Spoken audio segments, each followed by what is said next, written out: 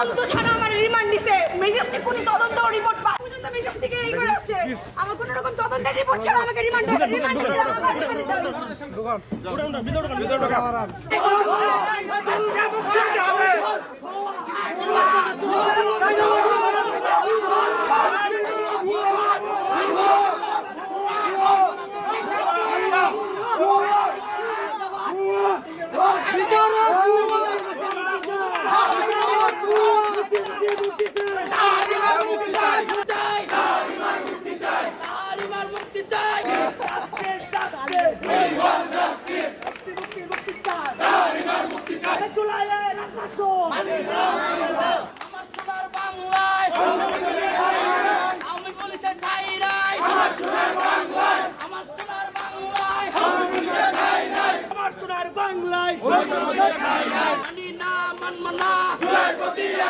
আপনারা সবাই জানেন মেইন স্ট্রিম মিডিয়াতে এসেছে একটা মিথ্যা মামলা রুজু হয়েছে আমাদের জুলাই যোদ্ধা তাহরিমার বিরুদ্ধে।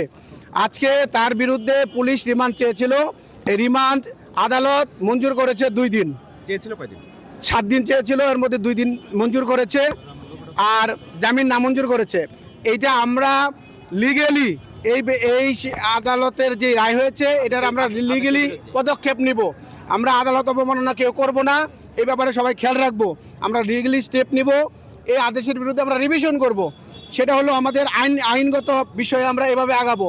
আর এটা মিথ্যা মামলা সবাই জানে সেহেতু আমরা আশা করি এটা আমরা রেমেডি পাবো এবং আগামীকালকের মধ্যে আমরা রিভিশন করব এবং আমরা রিভিশনে আমরা আশা করি আমরা ন্যায় বিচার পাবো এবং তাহরিমা জেল থেকে মুক্তি পাবে এবং তার পরীক্ষা আছে সামনে, সে পরীক্ষায় অবতীর্ণ হবে।